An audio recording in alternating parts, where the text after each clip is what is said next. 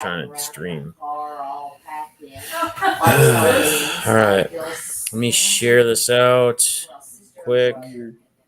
What's up, everybody? Welcome to another episode of the Playmaker podcast.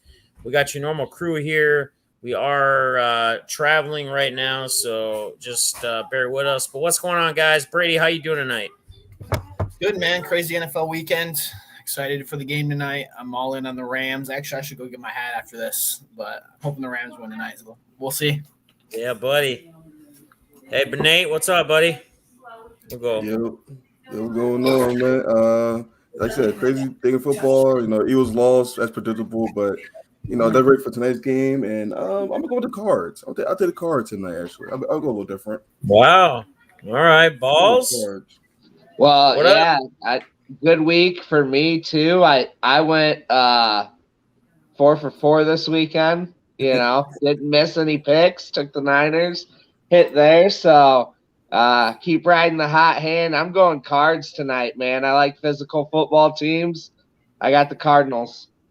Okay, you're going Cards. I'm gonna go. I'm going for the Rams. I gotta whenever Tom T shows up in the chat, I gotta wait to see his stabs at Stafford tonight. And hopefully Stafford just shines and we don't have to worry about any of that. He comes back to fruition and comes back to life. But we'll see how that goes. So playmaker wise, let's go the opposite way. Playmaker, Balls, who's your playmaker for the week? Yeah, so I went a way different route. I gotta give him some props. Robbie Gould. He made a 40-yarder, a 52-yard field goal, 53-yard field goal, and just 18 for 18 in the postseason. Those were huge kicks for that team. And I felt like I should give him some love, so I'm going with Robbie Gould. Miss him in Chicago. Glad he's got a chance to go to Green Bay and hopefully kick them out of the playoffs. Okay. All right, I like it. Nate, who's your playmaker for this week? So my playmaker for this week was Patrick Mahomes. So this game actually kind of started out pretty slow scoring-wise, but as I clicking, 30 for 39, 404 yards and 5 touchdowns. And the Chiefs is continuing to roll, so they're hot. Yeah.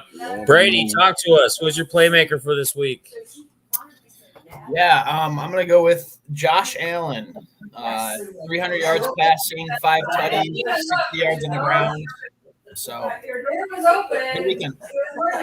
Cool. I guess I'm just going to ride with my Bills. He went Josh Allen. I'm going to go Devin Singletary. I think he rushed for under 100 yards. I think he had 84, 85 yards, but he did pop 2 in. Which kind of call it what it is. But either way, I got to ride with my Bills because that Bills-Packers Super Bowl is just looking sweeter and sweeter after getting through this week. Now, we didn't get a chance to see the Packers play yet, but we're going to get there. We're going to get a chance to, right? We're going to get to see them this next weekend. So I guess what I want to start with, guys, on the wheel thing, I don't have any of that. We'll do that. We'll double them up next week. So we'll take this week's from last week's things. We'll do 2 next Monday because I just don't have that thing set up yet. And I'm not at home. So wheel spin will go past. Let's just dive right in. We're pretty much going to just touch on the playoffs, touch on the NFL, kind of where the picture of the playoffs is with this first weekend of games in or almost all in. I mean, we got tonight's game, obviously, but I guess let's just start with some takeaways from the games that we've got to witness this weekend, seeing who we saw. Is there any surprise? Was there any surprise team that you thought? I guess let's just start there. Anybody can just open it up. I was impressed by the 49ers. That's the number 1 offense in the NFL over there. And for them to limit that Cowboys team, obviously we can get into the whole debacle that was the last, but physical football, obviously it'll be a big thing depending on how Fred Warner, I know, was hurt there at the end. Bosa was. Right. How do they go into next week? I think Packers roll them. But, I think if you're a 49ers fan, you should be proud of your team. What I think we kind of all discussed on, like I had said that if one of the upsets I thought would be the Patriots, maybe. I still was rolling with the Bills Packers Super Bowl, but I said the Patriots might be one, but then I think we're all Balls brought it up, and I think we're all kind of in agreement that could be the other upset game of the weekend with that 6-3 seed. So, and we saw what happened. I mean, they got punched in the mouth. The Niners look really good. Even losing Bosa early in the game and then Warner a little bit later on in the game. I mean, man, they look good, man, against Dallas. I mean, some people are going to say the controversy of the clock, but let's think about this. What kind of coaching, what kind of plan execution was that for you to even try a quarterback sneak down the middle when you have not much clock and no timeouts left? I mean, really. So even if you had that 1 second, do any of you guys honestly think if they had 1 second on the clock where they were at, that they were really it was gonna happen? I mean, what do you think the odds? What do you think the odds are? Here's what Where I were don't, they? Like 25? Yeah, it was 45. I don't understand the logic. At that point in the game, players, I mean, they're playing prevent at the end zone. So you need just something crazy to happen, right? Somebody makes a big play, something gets batted up. Why not give yourself 2 shots from the 40 or 45 as opposed to 1 shot from the 25? Like just 2 opportunities of something crazy happen. Maybe you get a pass interference, a hold, something stupid like that. And plus, with the defense they were playing with guys out on the sides, the end zone, they might not all be there. It might not be 6 guys sitting at the goal line. It might be, I just think you give yourself 2 shots as opposed to possibly 1, and then obviously we'll see. Right. Anyone else add? And everybody, they want to say that the refs played a role, but everybody that watched that game, Dallas pulls off a fake punt, and then what do? They leave their punt team on the field on first down. They end up taking a delay of game. That's a poorly coached team. That's a team that didn't understand the situation. And the refs, they're human. That's part of the game. It's gonna happen. They had 14 penalties total. I mean, they're a poorly coached team, in my opinion. The Niners still had 5 sacks without Bosa. I mean, that D-line was getting after back all day. Yep. And another thing that really stood out to me is, they ran the ball 38 times total, 27 with Mitchell, which Mitchell didn't really have a big day. But then you've got Samuel for 10 for 72 yards. Both of them scored a TD, so you're talking 160 yards total. Right. I was looking at the games, and one thing that I really noticed, the only game that this didn't happen in, but the team that owned the time of possession and that won the turnover battle this week won, which I'm sure is normal, but the only game it didn't happen in was the Pittsburgh-Kansas City game. But when you're looking at, that Cincinnati Raiders game, that played a crucial role because at the end of the game, they didn't have enough time. They were, unfortunately, I think they made a mistake, and I don't know what your guys' thoughts were. They made a mistake spiking it on first down, I thought. I thought they should have ran a play there and gave Derek Carr just another chance at the end zone. Why he threw it short on 4th down was kind of beyond me. But, that game, I really thought the Raiders kind of coached themselves out of it or played themselves out of it. You had Derek Carr throw 54 times, and they only rushed Jacobs 13, who Jacobs was popping off for about 6.4 for an average. So he was having a good day. The game plan I know they got down, but they were down 14 at times. I don't think you go away from that game plan. And when they were close, it seemed like they leaned really heavy on Carr, and I don't know if that was the right plan going into that game. Yeah, and I think you bring up a good point. And I mean, man, Jacobs really did look good. I mean, I was shocked. I was like, man, this is gonna be a game. Like they're gonna really keep this a game. They've already developed a run here. It's working, and then they just couldn't. I don't know, man. There wasn't enough there to punch them and create and take advantage of what was given to them and the opportunities that Cincinnati missed on. So.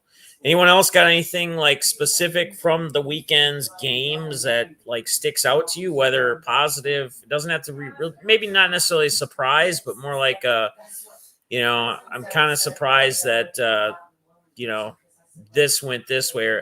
I mean, look at the Bengals. Like I think more people thought that the Bengals were going to score a lot more points. I mean, were you guys thinking that was going to be what we had for points out of Cincinnati? Yeah. Like I think I said on the last week podcast that like I kind of expected like the Bengals Raiders to be more high scoring, but and things like it was trending that way too. Like they scored like a good amount of points in the first half, and the second half it just became more a defensive battle. So, but I mean, really besides that, I mean, like a lot of games kind of went the way that we thought it was going to be. The only one that kind of caught me by surprise was the Bills Patriots. I thought that might be a little bit closer, but. The Bills pretty much said like, "Hey, we're the better team. We're pretty much tired. Patriots keep winning against us and things like that. So like at home, they took care of business and they're looking like a good team. So that's gonna be a good next round of playoffs for sure. It's gonna be very very interesting with the next week with the Bills. Playing the Chiefs, and I think the biggest thing that I took away from this week was Josh Allen extending plays and using his legs. I would not be surprised if that's the difference next week in regards to that game. It's Patrick Mahomes versus Josh Allen who extends plays the most, because both those defenses they make plays. They're both decent, but you have two quarterbacks that have the ability to extend plays, and it's going to be which quarterback extends and makes the most plays. So. I think that's something that we saw this week. Luckily, that Chiefs game wasn't really in question at all. I mean, we had linemen catching touchdowns and Kelsey throwing passes. So it'll be a completely different ball game next week. I'm excited to see which quarterback shows up because I think Josh Allen is going to ball out. That's my hope.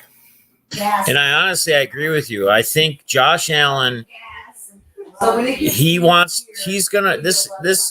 This, I think, to him is going to be a big statement game. Like, he's going to want to because, like, look who he's having to go up against, right? And, like, I think as much as I don't feel like the Chiefs are that team that are going to be the difficulty, like, to whoever meets them in, like, if they got to the championship game, like the AFC championship game. But I think there's a lot of people that still look at them as maybe that could be the team. So, he's going to want to come out. They're going to want to be hard-nosed with them, tough with them. And Josh Allen's just going to want to, I mean, I could see a 5-touchdown game. I could see a 2 with his legs, 3 passing, right? And Knox just continues to be that dude for him. He's looking for him. Red zone, he's wanting to take a shot with him. So, that's going to be interesting. Bills-Chiefs is going to be a very interesting game. Do you guys think the Niners have any shot in Green Bay? Like any glimpse? Anyone have a feeling like they may have a shot in Green Bay? I mean, like the only way they do is if they continue to run the ball like they done in the past against them. That's the only way, because I don't trust Jimmy G in the shootout with Aaron Rodgers. So the 49ers got to control the clock, be able to run the ball and not turn the ball over as much or at all. So that's pretty much how they win. But yeah, I don't think got a too high percentage though. I don't think so. I mean, they've got to use basically the game plan they had from this week. Again, they slowed Dallas's offense down. Can they slow down some portion of Green Bay's? Can they make Rodgers uncomfortable and hit him a bunch? That may help, but they're not healthy really either, which is an issue. And he's the boogeyman, so he just if that game happened this weekend, San Francisco loses because Aaron Rodgers understands situational football way better than that happened with Dallas that game. So if it's a close game towards the end, Rodgers always makes those plays. The Niners have got to muddy up the game. They've got to cause a couple turnovers. Rodgers doesn't throw picks, so can you cause a couple fumbles? Can you have a special teams turnover too? That's how they're going to have to win the game, with pressure on Rodgers and, win the turnover battle somehow.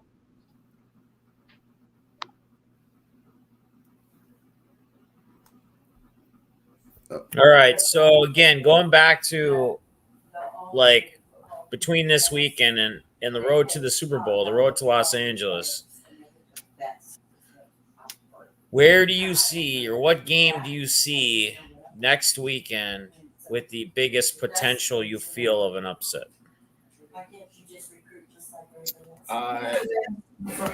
Whoever plays the Bucs, I think, personally. I don't see Green Bay losing.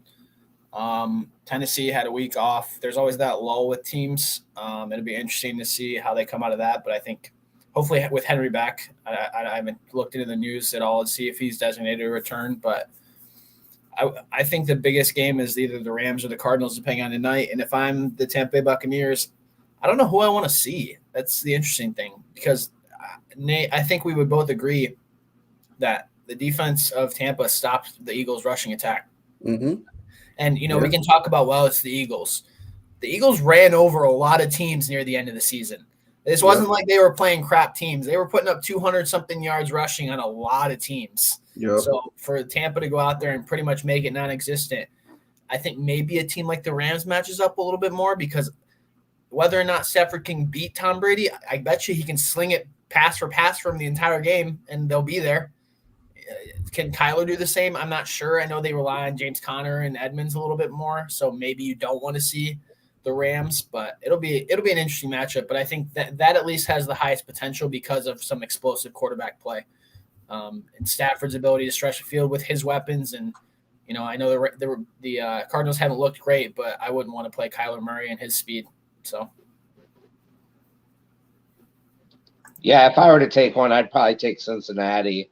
I don't know if we consider that an upset, but on the road versus Tennessee, I mean, it's going to be a physical game. It's all about protecting Burrow. But, I mean, Joe Burrow's playing on a different level right now. He was playing on a different level his first year in the league till he got hurt. The guy's doing something incredible, and that offense, as long as they can put up points, score touchdowns, I think that, that would probably be where I would lean. It does make me nervous with Henry.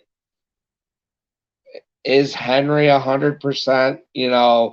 Where's he at? Is he going to be effective? It'll be really interesting. I think I would lean towards them this weekend. If I were taking an upset, it'd probably be Cincy. Yeah, I probably say the Bucs as well. I may say that because the secondary is still kind of banged up. I know they was missing some guys last week, so I think a team maybe like the Rams might give them more trouble since you got Kupp, you got Van Jefferson, Odell, Higbee, Cam Akers out of the backfield, so they could definitely give them some trouble. But if the Cardinals, then I'll probably say Kyler might get them the most trouble, but they got such fast linebackers, so they might be able to contain Kyler running. So if they face the Rams, I can see more of an upset than if they face the Cardinals. That's how I see it. I think I'm in agreement on. I think the Rams could upset the Bucs. I don't personally see the Cardinals upsetting the Bucs. I don't see it. Green Bay, I think we're all in agreement there. That's San Fran's not going to beat them. We talked about it. The Bengals and the Tennessee Titans, I question, because we don't know how Tennessee's going to come off with this bye, right? With having some, not necessarily time off, but right, not playing for a week. What's it going to be like? what's the team? Are they going to be hitting on all cylinders like they have been for how many weeks now? Pretty much, right? Like looking like a team. Like we just talked about this a couple weeks ago on the podcast. Like we talked about the video in the locker room. Like it seemed like they won a Super Bowl or they're going to the Super Bowl. Like is that same energy going to be able to be carried throughout this game, not only just from the jump, but throughout the whole game? Or is Cincinnati going to be able to come out, punch him in the mouth, come down the score or something, punch him in the mouth, and show them up and make them seem like, hey, these guys can play with us, can compete with us? I don't know. I think if Tennessee is the team that they've been and they come out and they're hitting on all cylinders, I don't see Cincinnati beating them. But otherwise, I do feel like Cincinnati could upset them if they just don't come out the way they've been and they're rusty, or they just don't have that same grind, that same want, I guess. I mean, it's crazy to say, and it's crazy to think like a team getting there, having a bye, having that first round bye and whatnot. But I think we've seen it before. We've seen teams come out flat, right? I mean, you just come out flat. Things aren't going your way. Something happens early on in the game that just changes the momentum completely, and then they go flat from there, right? I mean, that's definitely something we could see. And then the Bills, you guys already know. I mean, I'm still rolling Bills and Packers, and we're going to get our predictions where things stand as of right now from the rest of you guys as far as where you see who the Super Bowl two are. We're going to keep doing that every week. But I think the Bills have no problems with Kansas City. I think it's like we talked earlier. I think Josh Allen just makes it a statement and just goes from there. So, but you guys got anything you guys want to add in particular to these upcoming games? I want to get you guys obviously where you guys sit with the Super Bowl picks as of right now too, with a new week in a weekend of playoff games. So I do have a question for the group then, kind of. Yeah. Out of the losers, Vegas now, what happens? They don't have a head coach technically. Bisaccia is an interim. They fired their GM today. The Patriots, how do you feel with Mac Jones? He definitely didn't perform the best at times. As an Eagles fan, do you feel comfortable with Jalen Hurts? Or are you trying to package those 3 first-round picks and go get a Russell Wilson or go get a quarterback? And if you're Dallas, how does Dallas get over the hump? Which one would you guys go with? Which one do you think is more? I don't know how to phrase it, but those are kind of some of the concerns that you see with those teams. So, yeah, go ahead. What would be some of your guys' solutions, I guess? If you're one of those teams, pick a team. How would you fix it there? So I think just like, Patriots are a team that I'm going to kind of pick with because, again, going into last weekend, I said that I thought that could possibly be an upset game. I mean, it was a lopsided game for sure. But, you say Mac Jones underperformed. Well, did he really? I mean, he threw two interceptions. You got to remember, this is his first playoff game. He's a rookie. I mean, he went 24 for 38. Yes, completion percentage was under 60% or whatever, well under. But he did throw 2 TDs. He did have the 2 interceptions. But here's our problem right here. They had absolutely no run. They couldn't run the ball against Buffalo. They developed 0 run, right? I mean, let's go through some stats. There's some stats. Damian Harris, 9 rushes, 30 yards. Stevenson, 8 rushes, 27 yards. Mac Jones. Mac Jones had the best average out of them besides the 1 rush attempt or the 1 rush from Kendrick Bourne, which was just, loop around, whatever. But, I mean, they weren't. They were down 27-3 at halftime, though. You got to throw. No, I know, exactly. But that's what I'm saying. Like right from the jump, though, they couldn't get the run even going to get themselves to even have any kind of real pass attack, and he still went out and threw for 232 yards. I mean, granted, some of it's probably garbage, whatever, but I mean, if you're looking at it long term, though, he's got to beat Josh Allen now. Mac Jones does. I don't know which way I lean. If I'm just picking solely the quarterback long term, that'll be a good race. At some point, they're going to lose Belichick. He's going to retire. But man, like that would be for me. How do you get past Buffalo? Because Buffalo looks like they're now that team for that division. I don't think you can for the next year or two until things, if they can't keep the team together, people go different places. They win a championship maybe, or they don't, and people go different places. I just don't think you can in the next couple of years. I think they're just there. Buffalo's just a solid team right now. They look solid. So here's what you don't want happening if you're the Patriots. Balls. How long have we been begging for Aaron Rodgers to leave the division? Right? What if Josh Allen turns into that guy? Right? I mean, that's something you can't really plan for, but I think the Patriots are not in nest. I mean, obviously they went to the playoffs this year, but they need Mac to grow. They need to see him. There were multiple games this year where we kept saying he's not doing a ton. He's making the plays. He's throwing a couple touchdowns, but he's not going out and having to win games. And, that's something like this playoff experience is going to help him. And hopefully next year he can take – if I'm the Patriots, I just want to see that next step because there's going to be games next year where he doesn't have to throw 3 times. He needs to go out and win a ball game. And, we're going to see that hopefully progress. And as long as you see that, Bill Belichick will build a solid team around him. You just got to hope that, to start the next year, you see a progress like Burrow did at the beginning of the year. You saw Herbert take some steps, even though they didn't make the playoffs this year. You just need to see that next step with some of these young guys. So if I'm the Patriots specifically, I'm not worried. If you get 2 or 3 years down the road and you can't get over the hump, then you might be concerned. But, I mean, you started a rookie quarterback and you took your team to the playoffs. So you can't be mad at that. I think the Patriots, like, they need some more weapons on the outside, too. Because, I mean, they probably got, like, Kendrick Bourne. They got Jacoby Myers, who I think is good but doesn't get too much play. I know Dustin Aguilar has moments, but he has really done much. So, like, they need like that one bona fide, like, number one receiver, which I know New England, which really don't have in the past with Brady. So they kind of here with Mac, but I think nowadays you need like at least like one good receiver to like rely on. So, but I have a name for you even. Allen Robinson. That's, I think, a weapon that they can go get. Played in the cold, played in Chicago. Obviously, didn't have a good year.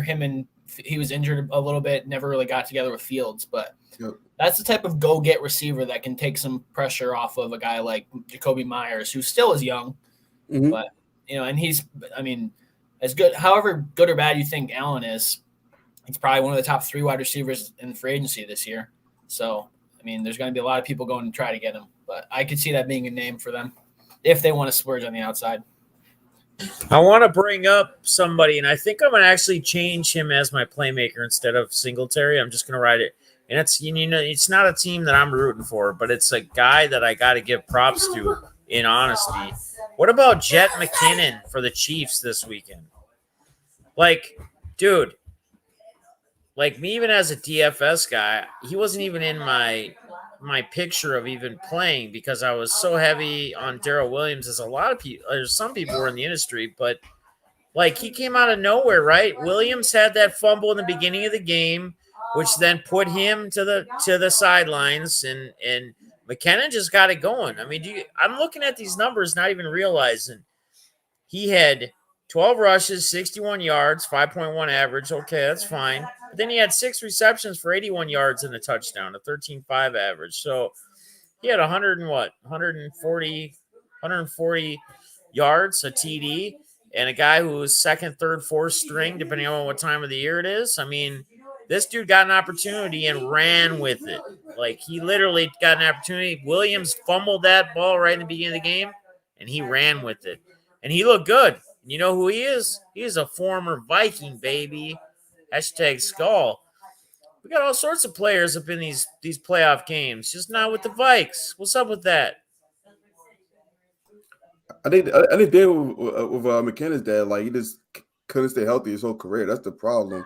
Like when he plays, he's a very like good player. He could, like I said, he could run, he could catch, and like do all that. It is that he just can't stay healthy. And to be honest, like I didn't know he's on the Chiefs till I saw him play yesterday. I'm like Jerry McKinnon's on the Chiefs. I didn't know, but yeah, he gave him good run back minutes. Like they got no CH. He said Darren Williams fumble early, so him. He like, was actually on the 49ers. Yep, I do remember last year, whatever. He went from the Vikes to the Niners. He got that contract. He was supposed to kind of be the guy in San Fran. Yep. And then just it never happened. And now he got a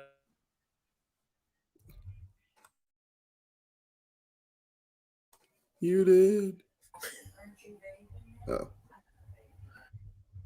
No. As a mic muted. When I was talking about the McKinnon earlier, and you had this weird look, like you were like, look at him. So I'm going to take this a little different direction, Balls, and you were kind of talking about teams that have been eliminated, and I think the team that might be best equipped for next year, and I think personally is one move away from having a decent season, is the Pittsburgh Steelers. And if I'm a quarterback looking for a good opportunity, I think that's top of my list. You have a 22-year-old Najee Harris. You have Deontay Johnson, Chase Claypool, Freiermuth. Their tight ends looked great. You have the defensive player of the year in TJ Watt. You have a couple other guys on that defense. Cameron Hayward's all pro.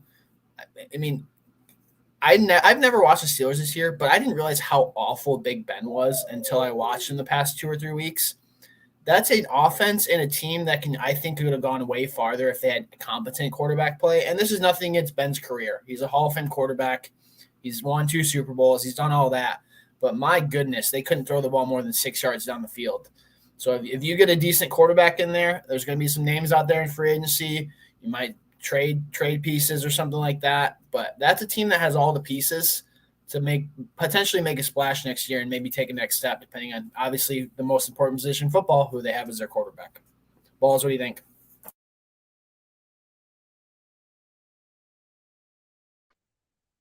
Yeah, I mean, you got me kind of stumped, Brady. I mean, if I look at them, the only other team that I can think of, and I think they're both in kind of the same salary spot wise, salary cap for next year would be, and they would have to move on from their quarterback, but would be the Indianapolis Colts.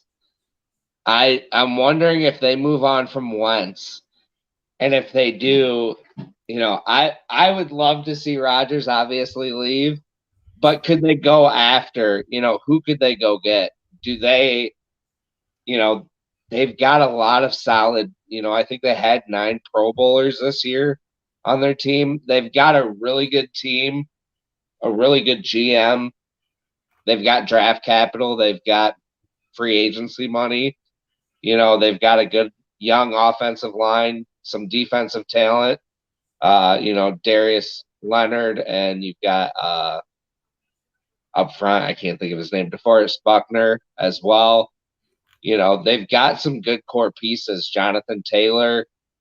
I would look at like them as another team that if they made a splash move, but Pittsburgh is one of those teams. If you're talking about them, I didn't realize how bad Big Ben was either until we got to watch, we watched him that last ride game that he had against Cleveland. And then I watched him again, the week before that because they had to win to get in. And yeah, that he's done. And you're falling into a great coach with Tomlin. So yeah, they're definitely one of those landing spots.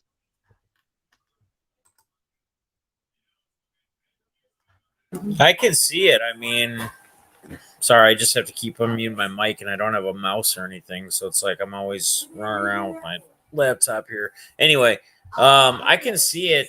Pittsburgh. obviously, yes, Tomlin. You know, some people, I don't know, man. I always think it's funny when some people bring up like you need to. I think we need to part ways with Mike Tomlin, or we need to get rid of Tomlin. Like you get Pittsburgh fans that are like that though, like legit like that. I see it, and it's crazy. I'll take him. Why do you want to get rid of him? Like, why do you want to fire him? Like, what? Because they haven't won you a Super Bowl in a couple years or whatever? I mean, Christ, only one team does. I mean, you got Big Ben, who just been slowly but surely just aging and just not who he used to be. I mean, like we're touching on. And I think you're right. I mean, if you can get the right quarterback in there, but I don't think it's a quarterback. I think you have to get a quarterback that already has the experience, that's a free agent, that's available. I don't think this is find a quarterback, like a super young quarterback, like in a draft or something. Like, you don't have the time for that with the way the team's set right now. If you're talking taking a team and getting somebody and plugging them in and having the pieces already ready, because in a couple of years, that's probably not going to be the case, right? People are going to change. People are going to move, contracts, etc. So I think the time is basically now, yes. If they have everything else or you feel like it's there to plug a quarterback or get another quarterback that's a free agent that could get it done, like people are posting Rodgers, etc. Like if he was to go somewhere. Well, of course. I mean, throw somebody in there like that with a team like that, I think they could do it. So what about somebody like Garoppolo? Because Trey Lance is sitting there. How long if they don't win on Sunday? I'm not saying he can go win a Super Bowl, but I just don't know how many guys are out there. That's the thing is, can they find that guy immediately? Because otherwise you're going to a draft, and we all know what that leads to. That leads to multiple years of finding what you have in that player. So unless you're making a move for a guy like Russ, which is going to cost a ton, or Rodgers decides he wants out, I'm trying to think of other quarterback situations where you have maybe. I mean, you're not going to want to go sign Andy Dalton. You're not going to want to do something like that. So I mean, Garoppolo, take a chance on Jameis. No, it would have to be somebody like an Aaron Rodgers or a similar. You can't just say someone similar to Rodgers, or because how many guys are going to be free agents or available that are similar to that? But yes, like. Maybe, like you brought up, maybe a Garoppolo. But then again, I don't even know. Garoppolo is just so up and down, man. He's so inconsistent. Like, I'm not confident. That's why I have a tough time with the Niners and, like, just being like, oh, yeah, I think they're going to be solid or do this so they can do that. Because if Garoppolo is playing, you just don't know what you're going to get with him. He's been solid lately. I'll give him that. But To be fair to Garoppolo, I saw their record with him and without him. Their record with him and without him is nuts. Like he's like a 700 quarterback when he plays, and when he doesn't play, they win like 25% of their games. And obviously, part of being a good quarterback in the NFL is being able to suit up every Sunday. But yes, what about another guy like Carr? Like the Raiders have consistently underachieved. New GM, new head coach, probably. Is it time for them to look to move on from him? There's a couple of these quarterbacks that are kind of in limbo in regards to either they have a young guy behind them or new ownership or new leadership's coming in. So I think there's some opportunity, but obviously they're going to need to go make something happen. But like you said, Deafness, the window might not be very large. It might be a 2 or 3 year window, and you can't draft a first round quarterback and try to develop a guy when you have some of the weapons that they have. Brady, do you think Jim Harbaugh likes Derek Carr? I'm going to go back to yes, probably. Jim's not leaving. I'm convinced. I just don't think it's happening. It just doesn't logically make sense to me. We've talked about it. He finally got over the hump. He's got a bunch of freshmen on offense this year that I think he likes. He just got more. He got 2 or 3 more recruits this weekend. I just feel like how many kids are going to go to recruit and commit to Michigan without some reassurance that, hey, I'm not going anywhere. So right. I just think he can pick. He can wait. He can wait a year or two and be like, nope, I'm waiting for this job, or I want big money and I want that job because he's that name. Yeah, Derek Carr was another name that I thought of too, bringing in a new GM and a new head coach. Depending on Russ, I almost wanted to watch the Manning cast for the game with Russell Wilson. I know the Mannings won't really press him, but it'll be interesting to hear what he says because people dissect what he says, and he's very smart in how he speaks to the media and the way he phrases things through the media. Because I don't know if Russ wants to go back. And Seattle said we're bringing back Pete Carroll, so I don't know where Russ is. There was talk of it last year. Supposedly Chicago was all in for Russ. It will be interesting. Is Philly a team that's going to make a play in that market? That makes me wonder what happens with Deshaun. That still kind of sounds like that might be in play. There's a lot of players, a lot of QBs that can move, that could really shift, some balance in the NFL. Two names that I don't have. This is no idea what their contract situation looks like, but I'm just looking at the starters around the league right now. Goff's wasting away in Detroit. I don't know. Depending, they might take a quarterback this year. They have the second pick, so it won't be that high. Matt Ryan is another one. I don't know what his situation looks like in regards to what his dead cap is, but I think he is. I think Ryan is a guy that's just. I don't know. I'm over him, man. I'm over him. Like, I just don't think his accuracy is there anymore. I don't know. I bring this up many weeks in the podcast whenever there's talks of the Falcons, whenever there's talks of, and we talk about how Kyle Pitts is wasting away there, right? Like, he gets there and literally not anywhere, not near the production I think a lot of people thought we would see out of him, even as a rookie, with Matt Ryan being his quarterback. How many times he missed him, like way overthrew him, like Pitts jumping as high as he could.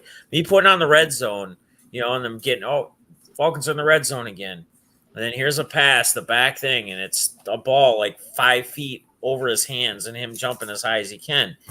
Like, I don't know, man. Like, and it's, you see it over and over and over again. Like, and it's becoming more constant. I think Matt Ryan's another guy. Like, and I don't know, obviously there's pressure. There's the defense. There's how well his offensive line is. His offensive line probably isn't that great. We probably know that, but still, I don't know. I think Matt Ryan's a guy that I would shy away from. Like, I don't think I would feel great if I found out my team picked up Matt Ryan. I mean, I don't know. What's your guys' takes? Like, what's your guys' takes on Ryan? Do you guys feel like if tomorrow, I know you got Fields there as Bears fans, Philly trying to figure, you got the Hurts, and then you got Minshew, is Minshew maybe going to end up somewhere? Is Minshew Mania going to get another shot with another team somewhere? Well, there's a bunch of those fringe guys, right? Like, to be honest, Jacoby Brissett's another one that might end up somewhere.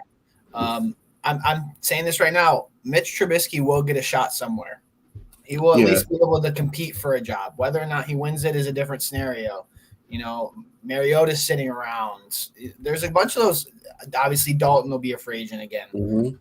I'm not sure how much of an increase Matt Ryan is at his salary cap over any of those guys. But I also haven't watched Matt Ryan enough to know, is it the team that's just horrible? Definitely, you said you've watched the games a little bit more, but no, I have the red zone, so I'm saying every time they're just, he's always taking shots at him in the end zone, and he's always way overthrowing them all. It's terrible. I always say garbage. Like, that's every time I hear Matt Ryan, it's just cringy. It's almost cringeworthy. Yeah. So I will say losing Ridley didn't help him. But do you guys really think Trubisky's a good quarterback? No, I think you're going to give a 25-year-old former first-round pick who a lot of people think was ruined by Matt Nagy in that offense. He's going to get another shot to start somewhere. There's this quarterback. This league is all about quarterbacks, and there's going to be teams out there that they're going to. See, I've just never been really bought on him because didn't he only really play his senior year or something in North Carolina and break some record just in the one season? Yep. Yeah, that's what you have on Mitch Trubisky on his career, and he was supposed to be this superstar because he threw some crazy yardage 1 year, and played 1 year college football as a known player. Well, it's not like only the Bears were the only team that thought he was a first-round talent. There's No, I'm not saying it was like, haha, I know, I get that, but right. I just don't understand it. There was a I big never article. did understand it. There was a big article that came out this week from The Athletic, 2 Bears reporters that had info that at the end of the 2018, going into 2019 season, Mitch Trubisky showed up to the end of the year meeting, and Matt Nagy did not show up to the one-on-one meeting. Matt Nagy was done with Mitch early, and I think he was forced onto Matt Nagy, and that was never going to work. You know, they brought him in. Ryan Pace brought him in with John Fox. He should have fired Fox then and went on. Instead, they kept Fox for a year and then forced Mitch Trubisky onto the next guy.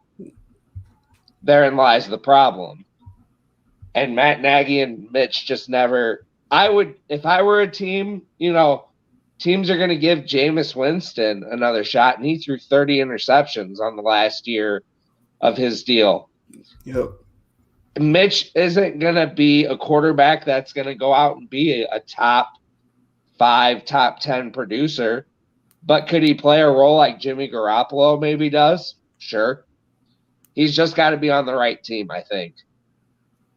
To be fair, did anybody see Ryan Tannehill be the type of quarterback before he got to Tennessee?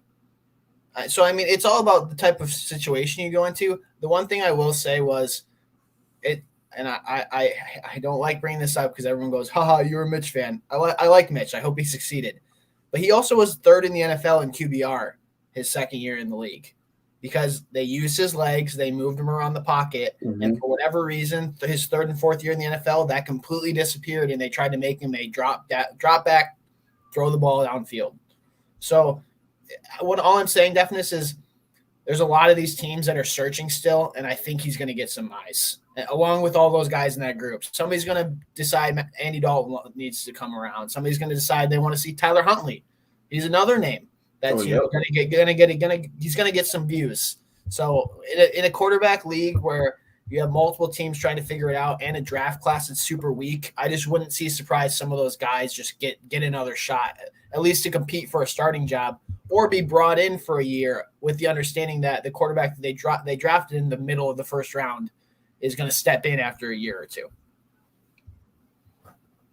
Gotcha. All right.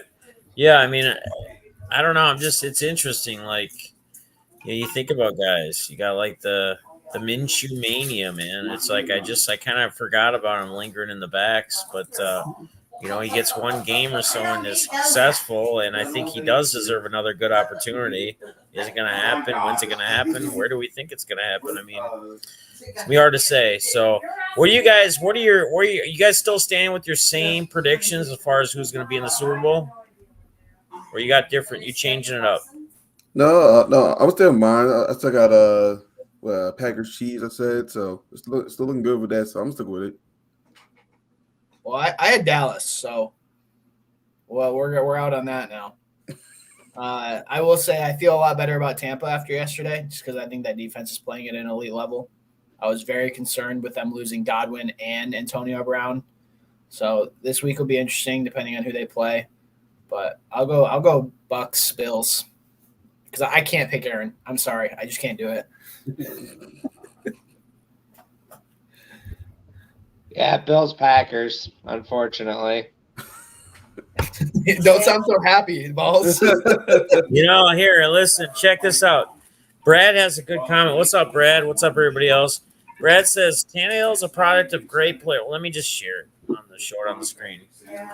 Tannehill is a product of great players around him. If you don't have a great quarterback, everyone around him must be. So here's a question for you guys.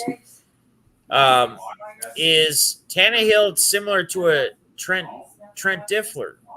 Like with the situation of the team and the players and the you know, everyone around him versus him being, you know, not as good of a quarterback, but them being like that bye-seeded, team this year and being in this position to maybe make a run. You know who I personally kind of think of when I think of Tannehill? I think of Joe Flacco when they won. That's what I think of. Very much a game manager, very much weapons around him, led by good defense. Tennessee's obviously got a good defense, but I don't remember much about Dilfer's situation that he was coming into, particularly back then. And it's a different ball game now than it was back then. He's, like we said, he's the Jimmy Garoppolo.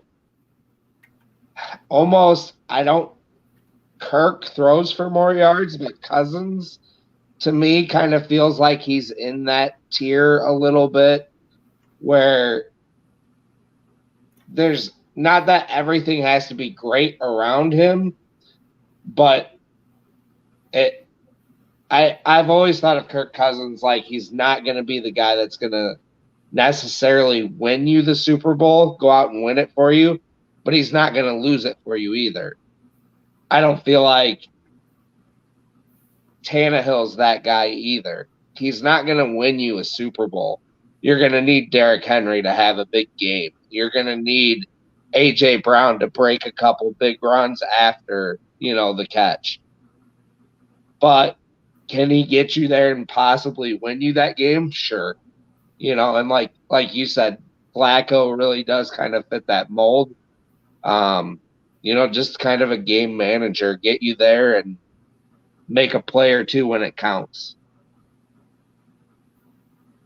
All right, good deal. I seen a lot of we brought up Trent Diffler. That's what we brought up. Seen a lot of Bills, Packers, a lot of people on my wagon now for my pick starting to start all this. So we'll see what happens. But Joby One says I think neither of those teams make the bowl. So who is Joby One's teams? Put it in your chat there. Let us know who you really feel is getting there. Who's gonna beat those teams? So I have a question for you. Which player or coach needs a Super Bowl the most out of the teams that are left? Needs a Super Bowl the most to cement their legacy?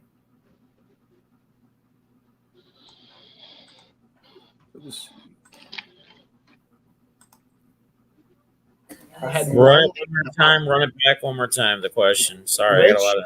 No worries. Which player or coach needs a Super Bowl victory to help cement their legacy? And I have one name that I think comes into mind, but I wanted to get your guys' takes on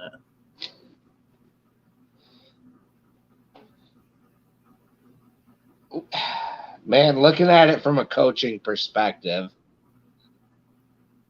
I would think either Arians or Andy Reid, because then you're talking, how many Super Bowls would that be for Arians? Definitely his second. It would be Andy Reid's definitely his second. For Mahomes, it would be very big as well. To start, if he's realistically going to chase Brady, he's got to start winning now, as crazy as that seems. Arians has one.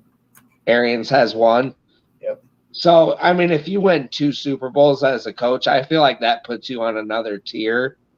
So I would say Arians or, Andy Reid probably. I'm about to say if they win tonight, I'm about to say Sean McVay.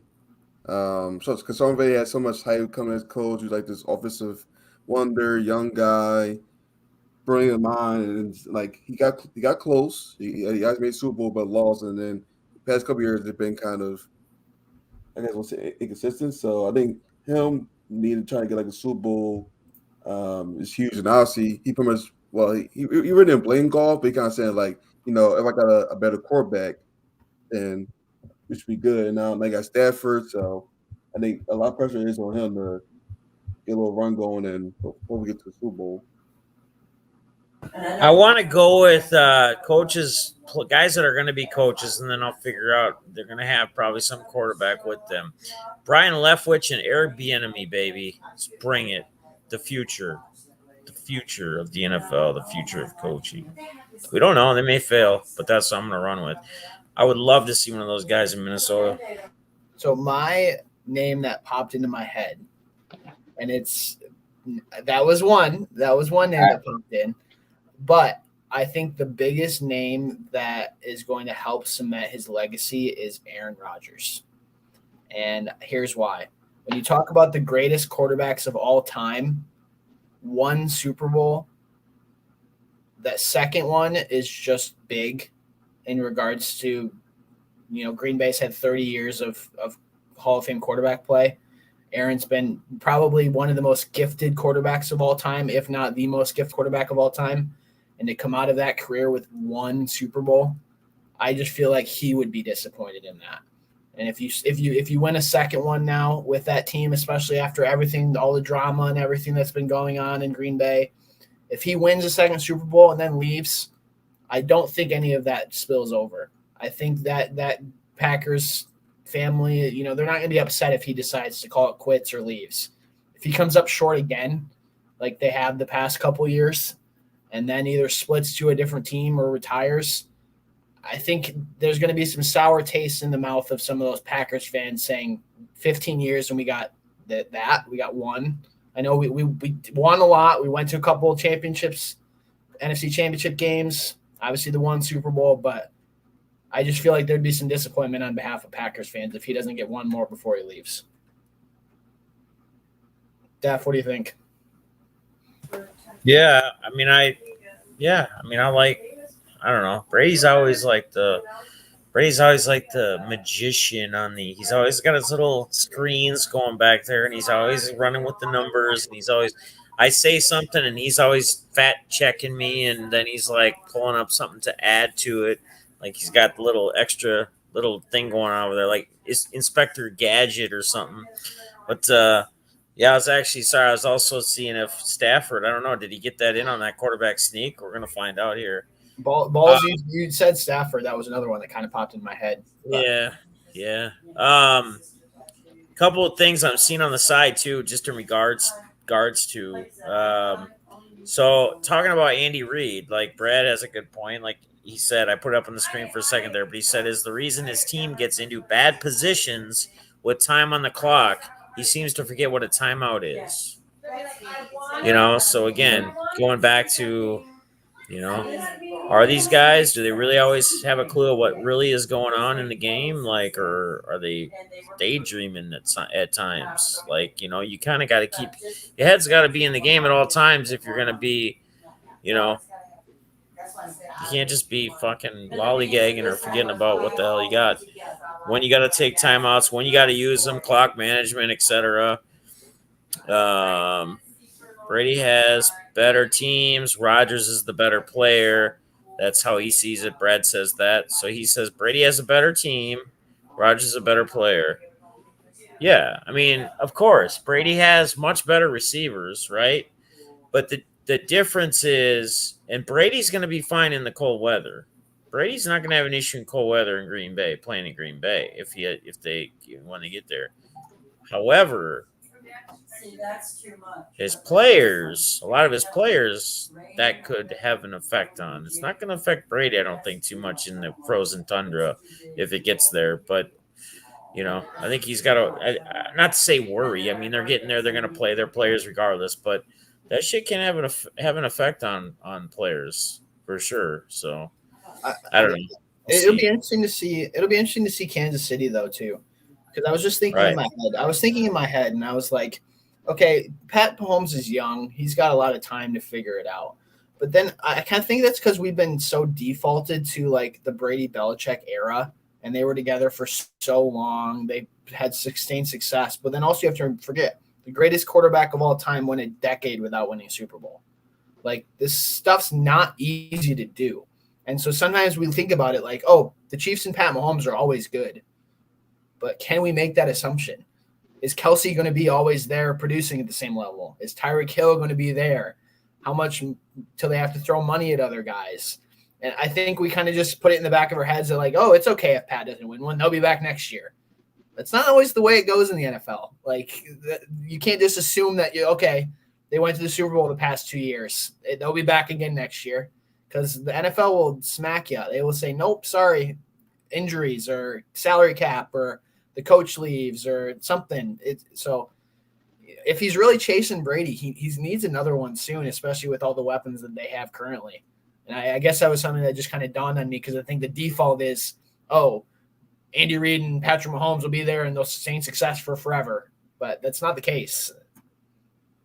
Where's our boy Tom T at? I mean, I know it's early, guys. I know it's early, but let's check the stats. 6 for 6, 93 yards at TD. And he's got 3 rushes, only 2 yards, but he's got a rushing touchdown too. So he hasn't had a mistake yet in this game. When's this gonna happen? Maybe I shouldn't have said anything. Probably opened him up bad mouth too early, but it's looking all right so far. There, Brady. We're looking all right. Our Rams are looking okay. So yeah. Look at Odell's had a good start to the game. Or got a touchdown already. So he's gonna need to play well. Oh yeah, especially if they go to Tampa. Yep. Oh yeah. And like that just dawned on me too. Another QB name is one Baker Mayfield. What's gonna happen with him? That's another QB name. Well. I think they're close to have. It might be a year away, but they're close to having to decide if he is their franchise quarterback or not. And you get into that 4th and 5th year in the NFL. I'd have to look exactly what his contract is. I think they have 1 more year. So next year he's on the hook for this is their 5th year option for Baker, $18 million. So they're going to have to extend him after that if they want to keep him. And it's Baker, number 1 pick, has produced well enough. He's going to get up in the $30 million range. Yep. Do the Browns even commit that type of money? I mean, that's a lot of money for a guy who hasn't produced at a level at which you can kind of give that money. But that's a good point, Nate. Another quarterback option at least this year. It's gonna be a big season for him and the Browns because if they come up short again, it could be a short-lived time in Cleveland. Kyler just has not been himself for a while. I mean, this whole team hasn't been, but man, he just just now. I just look up. He's throwing a ball and it's 4 feet bouncing in front of the receiver, just being rushed, by Donald, getting sacked the play before, Mr. Legs, Mr. Can escape the pocket. He's got to be better than that. He just can't do it. I don't know. Balls. Would you take Cliff Kingsbury? Would you take Cliff Kingsbury? No. Okay. Well, sorry, what were you saying? I interrupted. So one thing we did see this weekend was definitely the officials. How would you fix it? One way you would fix the officials.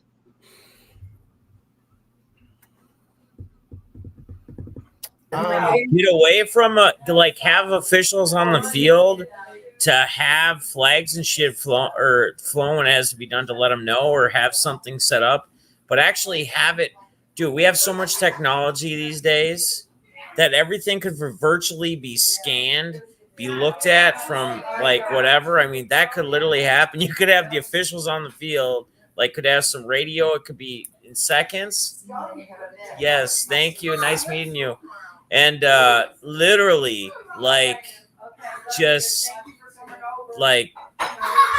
basically just control what's got to be done.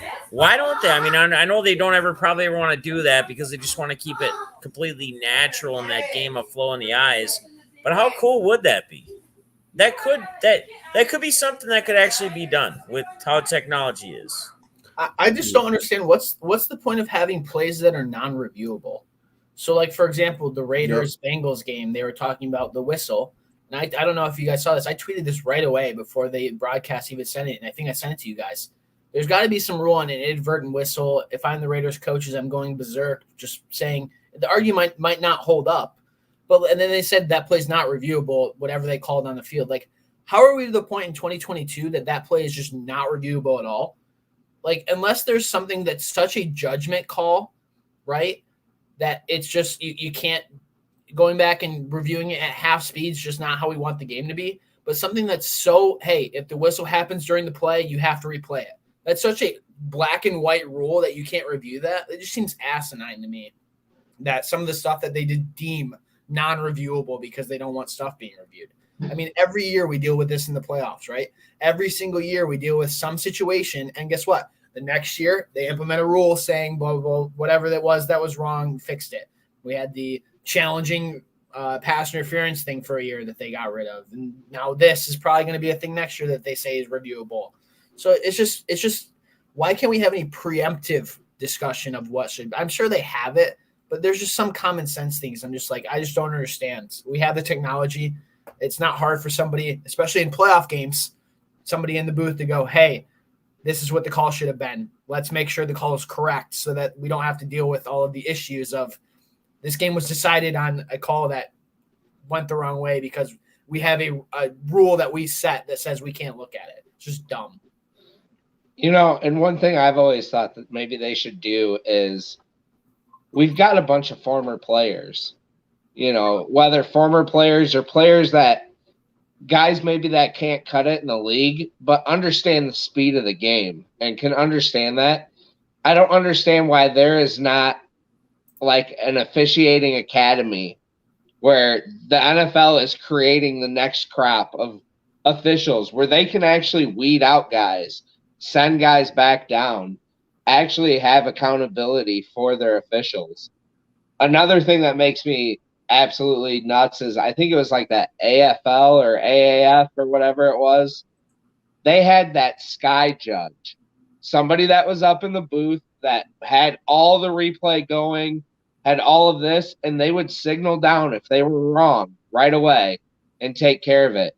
And the NFL is not utilizing that technology. Dude, it's crazy that they don't want to call out their officials.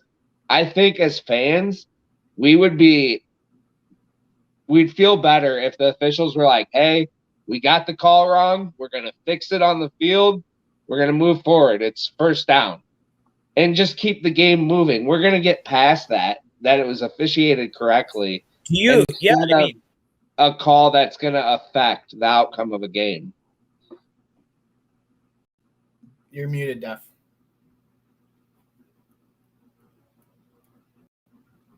Hey, Death buddy, you're muted.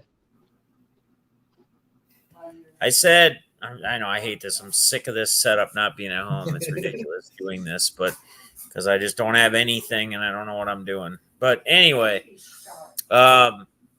there can be can you imagine a perfect called game? There could be that.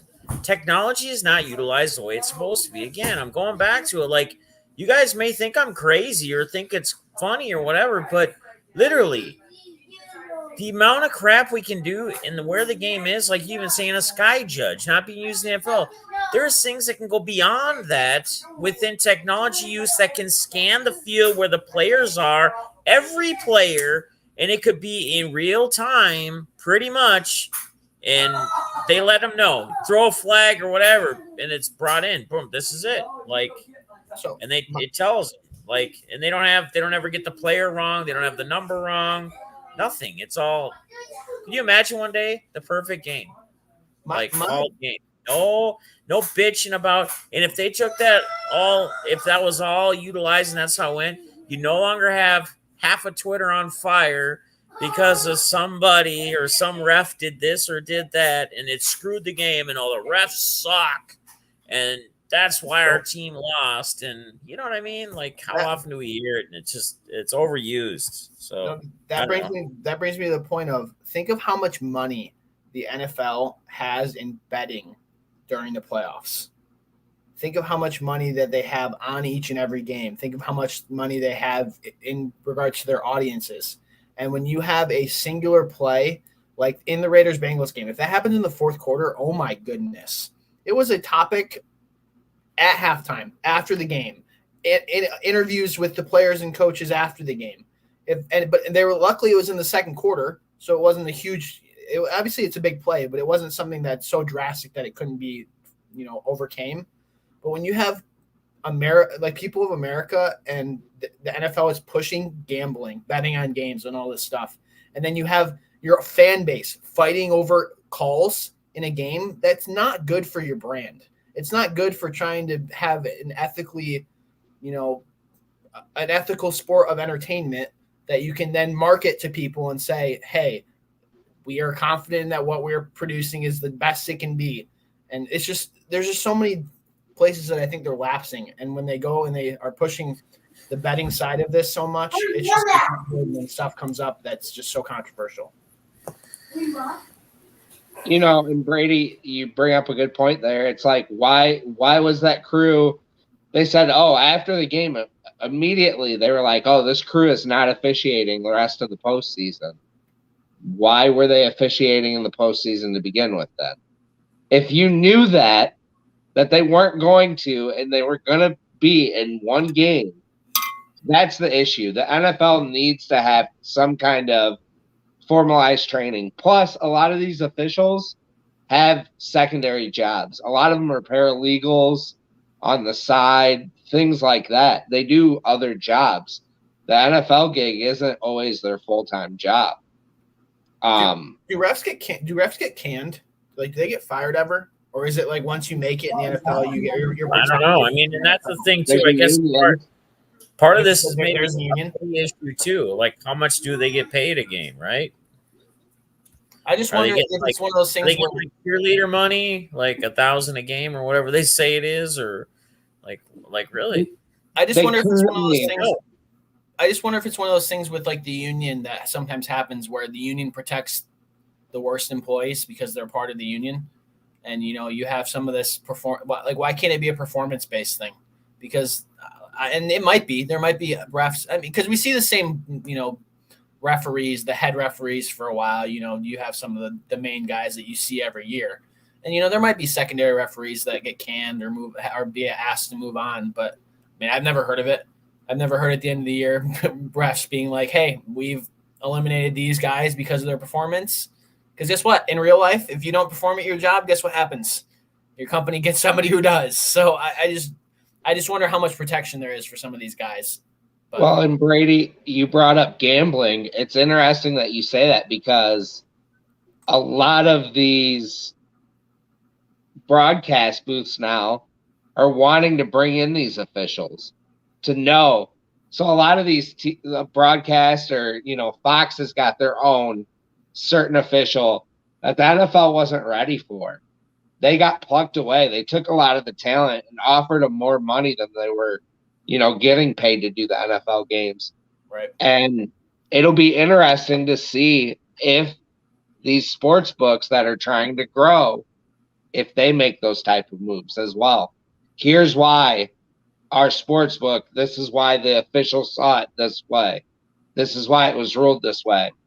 Sports books are going to go after talent and stuff in that way. It'll be interesting to see how the NFL, they're pretty reactive right now, how they can be proactive with their officials.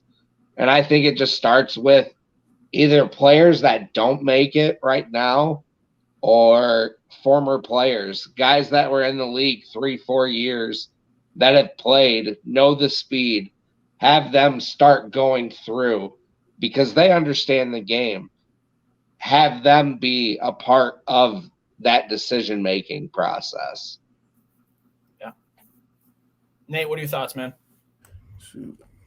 I definitely agree. Like, I'm not sure why we don't use the technology that we have because there's a lot of times where like you might see like NBC or you might see CBS like show replay and we're like we can see exactly what happened, but the referees like make a totally different call. I'm like, I'm sitting here on my couch watching TV and I can have a better angle or see that the play was either called wrong or the ball maybe spotted at the wrong yard line, but apparently the officials can't see it. So I'm not sure if they got different angles or it's like something back in like I need like New York or New Jersey where like the different replays are right telling something different. But I'm not sure how technology we see is better than the referees can see, and then Also, I do agree with like have somebody in the booth. It could be a former player. It could be a former like head referee that's like able to like help out the crew. Like sure like a bad call or help them make the correct call. So that's pretty much how I look at it.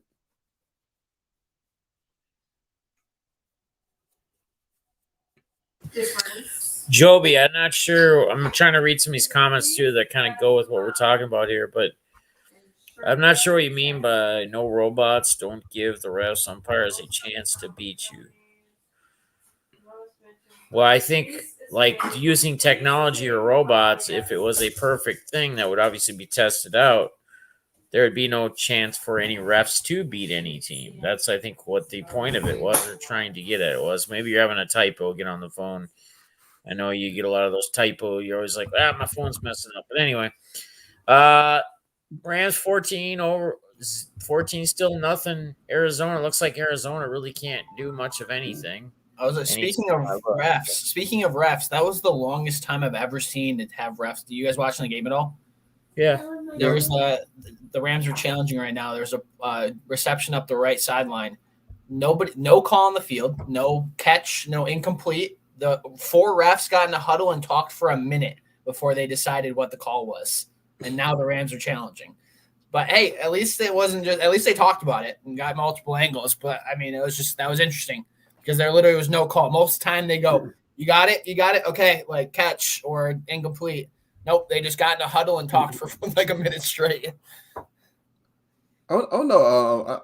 Actually, I kind of see that more like recently though. Like where like it could be made like a fumble or like a touchdown. Like they don't say anything at first. But like they huddle around and like talk about it and be like, oh yeah, it's touchdown or no good. So I'm not sure they're like a new like rule or maybe like something they're teaching referees do. But I've been seeing that a little bit more this past season.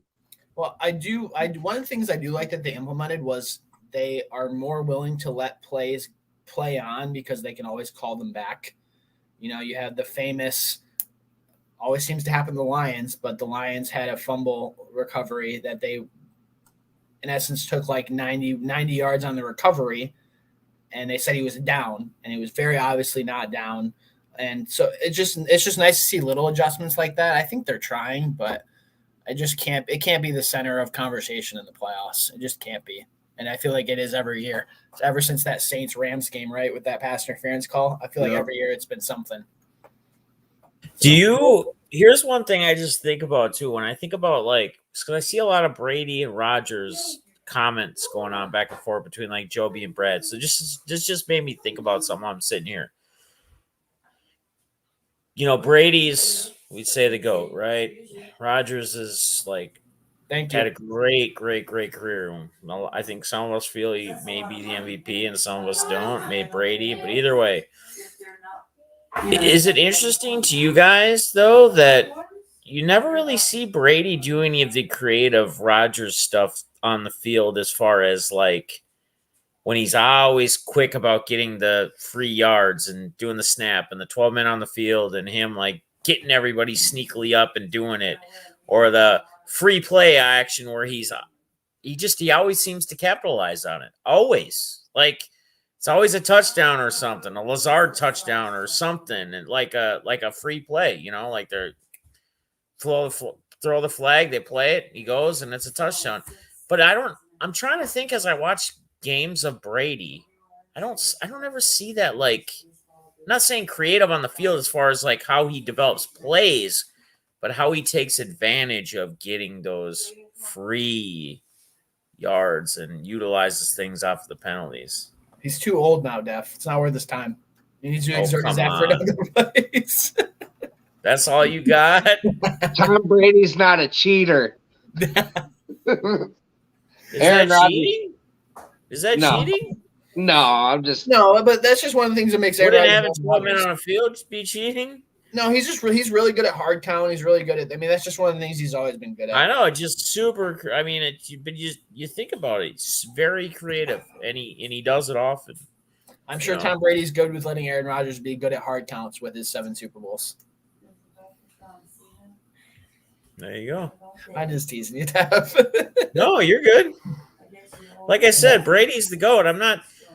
there's never going to be an argument of who's a better quarterback from me between these two. Never. Brady's the better quarterback. There's nothing to argue there. That's not even what I'm saying just in general. Like, it's not even a shot at Brady. Like, when I was asking that question, it's a general shot of like, as great as he is and as great as he been and being a GOAT, it's almost crazy to me that like you don't see that part of that from him. Here's my question though: do we see it from anybody else? Like Rodgers is just that's one of the things he's elite at. That's what I'm saying. That's what's so crazy about him. Like that's why I bring it up. I guess that's the only reason why I really brought it up because I do remember that with Peyton a little bit too. Peyton had a good hard count.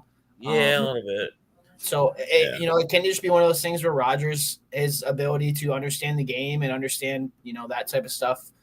Because a lot of people still think that Aaron Rodgers is the more skilled quarterback, whether or not you think, obviously Brady, nobody's going to argue that Brady's the best winner of all time and the best winning quarterback of all time. But it's interesting. Oh, gosh. I'm behind. Oh, yikes. Oh, What? Oh, my goodness. Okay, well, I think. What did I just say? What was I talking about Kyler and how he just doesn't look like the Kyler anymore? I think Cliff Kingsbury is going to get fired. That's what I think. They're bringing that pressure, and oh man, yeah, hit right now on the backside. No, what did he do? Oh, he looked like an idiot there. I get it. So question: He should have taken the safety. At that point, he's dumb. He should have taken the safety there and not thrown it. He get 2 points instead of 7. Oh no. So, question: Rams, Bucks. Who you got? I'm taking Rams. Brady. Give me Rams. So wait, Nate, you got Rams? Rams or Bucks? I'll take the Bucks. Because I'm taking the Bucks. Look at me. I'm taking Rams. We'll go. Okay, we're 2-2. We'll see who wins next week. I'm amazed. No joke. I think Cliff Kingsbury. This is an epic collapse for the Arizona Cardinals. They have been for the last 4 or 5 weeks. Yeah, they were what? Were they 9-0? Or is that what it was? I think so. Yeah, 8-9 though. They didn't see it last year though. They were the best. They were halfway through the season, man. They were going to the Super Bowl from people. They were the best team. Yep. They were going to win it all. Yeah, that was one of the worst plays I've ever seen in my life. Yeah. Hey, no awareness at all. Man.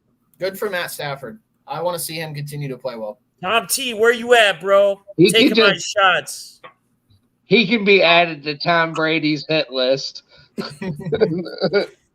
Hey, to be fair, Stafford is just wasted away in Detroit. Even if he loses next week to the Bucs, which hopefully happens, it's just still good to see him being in some primetime big games and be able to show off a little bit.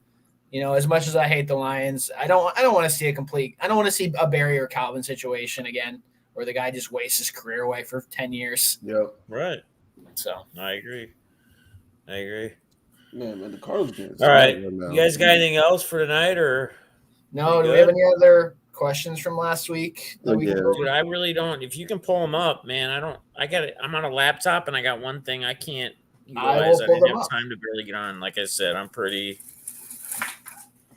that's why we're going to do that, guys. We're going to do the wheel. We're going to do 2 next week. We'll do the first one we'll do from the last week's comments. So we'll do 2 of them next Monday. I'm out of town and I'm on my laptop. So, all right. And then we'll do the new one, the second one for this week's, that post on this week. So my comment we talked about earlier, Shaw Racing Collects says, "Hey brothers, hope you all had a great week. I'm happy I didn't win again. I want to be left off this week to spread the love around. Great topics and opinions. Great show, Jeff." I was just joking with him anyway. I hope I didn't take it like, oh, Eric whoever Stallings, wins, man.